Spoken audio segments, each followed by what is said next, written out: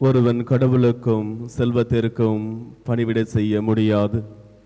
ஒருவரை வெறுத்து மற்றவருக்கு பணிவிடை செய்வான் என்று ஆண்டவர் இயேசு கிறிஸ்து மத்தேயு நற்செய்தி 6வது அதிகாரம் 25வது வசனத்திலே மிக அழகாக சொல்லுகின்றார்.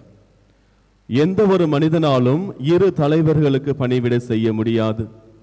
ஒன்று செல்வத்திற்கு பணிவிடை செய்ய வேண்டும், அப்படி என்றால் கடவுளை நீங்கள் வெறுக்க வேண்டும். கடவுளை அன்பு செய்யாமல் செல்வத்தின் மீது அன்பு வைத்து அதற்கு பணிவிடை செய்ய முடியும். கடவுள் மீது அன்பு வைத்து கடவுளுக்கு பணிவிடை செய்பவர் ஒருபோதும் செல்வத்தின் மீது அன்பு வைக்க மாட்டார்.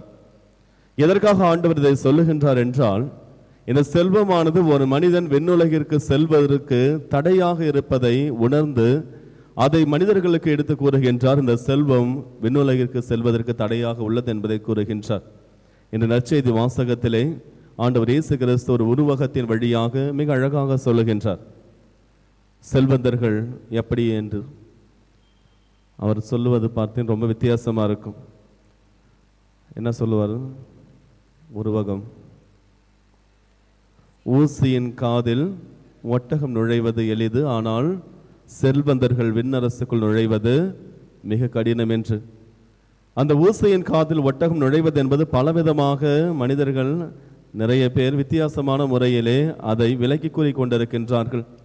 வரலாற்று பின்னணியிலே நாம் பார்க்கின்ற பொழுது அதற்கான உண்மையான அர்த்தம், ஒரு அரசனும் தான் வாழுகின்ற அந்த நகரை சுற்றி மிகப்பெரிய ஒரு மதில் சுவரை அவன் ஏற்படுத்தி வைப்பான்.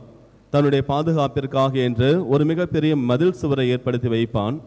அதன் பிறகு அந்த மதில் சுவருக்கு உள்ளே செல்வதற்காக என்று ஒரு பெரிய ஒரு கதவும் வைக்கப்படும். கேட் ஒன்று வச்சிருப்பாங்க.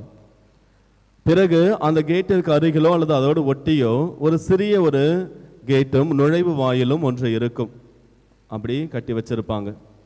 அதன் பிறகு என்ன செய்வார்கள் என்றால், மாலை சூரியன் மறைகின்ற நேரத்திலே அந்த பெரிய கதவை அவர்கள் மூடி விடுவார்கள். பெரிய அந்த நுழைவாளில் இருக்கின்ற பெரிய கதவை மூடி விடுவார்கள். ஏனென்றால் அதன் பிறகு எந்த ஒரு திருடர்களோ அல்லது தேவையற்ற மனிதர்களோ அதற்குள் வரக்கூடாது என்பதற்காக என்று காவலாளிகள் அந்த பெரிய கதவை மூடி விடுவார்கள். அதன் பிறகு அதில் இருக்கின்ற ஒரு சிறிய கதவு மட்டும்தான் திறந்திருக்கும். அந்த சிறிய கதவிற்கு பெயர்தான் ஊசி என்று சொல்லுவார்கள். வணிகர்கள் பல நேரத்திலே மாலை வேளையிலே சூரியன் மறைந்த பிறகு தங்களுடைய ஒட்டகத்தோடு அவர்கள் அந்த நாட்டிற்குள்ளே நுழைய வேண்டும், நகருக்குள்ளே நுழைய வேண்டும் என்று வருகின்ற பொழுது அவர்களால் அந்த ஒட்டகத்தை உள்ளே எடுத்து செல்ல முடியாது. காவலாளிகள் அந்த கதவை மூடி வைத்திருப்பார்கள். அந்த சிறிய கதவு மட்டும்தான் திறந்திருக்கும். அந்த சிறிய நுழைவு வாயில் மட்டும் திறந்திருக்கும்.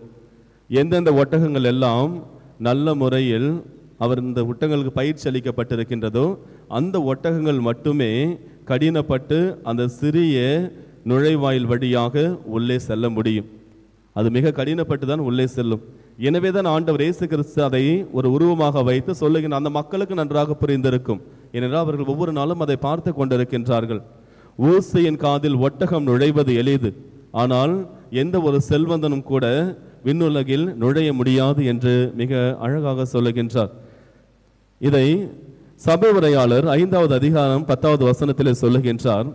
பண ஆசை உள்ளவனுக்கு அந்த பணத்தின் மீது உள்ள ஆவல் என்றுமே தீரவே தீராது என்று சொல்லுகின்றார். பண ஆசை உள்ளவனுக்கு பணத்தின் மீது உள்ள ஆவல் தீரவே தீராது. எவ்வாறு அவன் அதை செல்வத்தை ஈட்ட வேண்டும் என்று நினைத்து கொண்டே இருப்பான் என்றும் கூறுகின்றார்.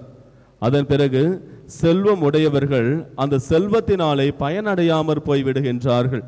அதிக செல்வம் வைத்திருப்பதால் அவர்கள் அதை கண்களால் பார்க்க மட்டுமே முடிகின்றதை தவிர அவர்களால் பெரிய அளவிலே பயனடையாமல் அதிலிருந்து போகிறார்கள் என்று குறிப்பிடுகின்றார். தொடர்ந்து சொல்லுகின்றார், ஒரு கூலியால் தன்னுடைய உணவிற்கு மிகுதியான உணவில்லாமல் இருப்பாரே தவிர ஆனால் அவருக்கு நல்ல தூக்கம் வரும். ஆனால் பணக்காரர்கள் அந்த பணத்தினாலே தூக்கம் வராமல் இருந்து விடுவார்கள் என்று குறிப்பிடுகின்றார். அது அப்படியே அந்த 5வது அதிகாரத்திட தொடர்ந்து வாசிச்சிங்க அப்படின்னா இவ்வுலகிலே நாம் எப்படி வாழ வேண்டும் என்று மிக அழகாக சபை உரையாளர் எடுத்து குறிப்பிடுகின்றார். காரணம், கடவுள் மனிதனுக்கு செல்வத்தை வழங்குகிறார்.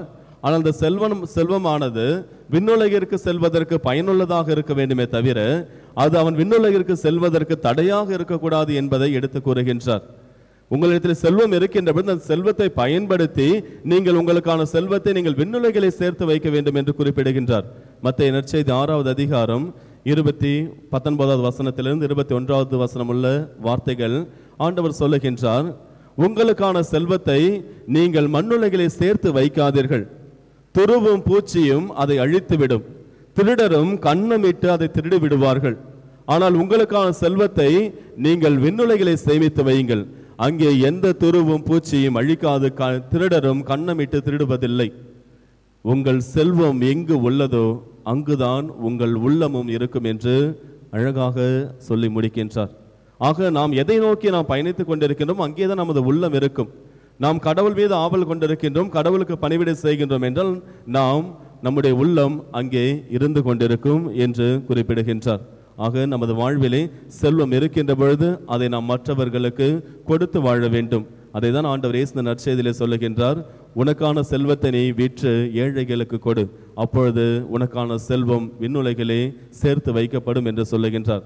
நம்மள்ட கடவுள் மிகப்பெரிய அளவிலே எதையும் எதிர்பார்ப்பது கிடையாது. நம்மால் முடிந்த உதவிகளை நமக்கு கடவுள் கொடுத்திருக்கின்ற செல்வத்தை வைத்து ஏழை எளிய மக்களுக்கு உதவி செய்ய வேண்டும். அதே நேரத்திலே பணத்தின் மீது அதிக ஆவல் கொண்டு அதை பின்பற்றி அதை நாம் அதிகமாக எடுக்க வேண்டும் என்று அல்லது அதிகமாக அதை நாம் வைத்துக் கொள்ள வேண்டும் என்று சம்பாதிக்க வேண்டும் என்று நாம் அதன் பின் செல்கின்றோம் என்றால் நாம் கடவுளை மறந்து விடுவோம்.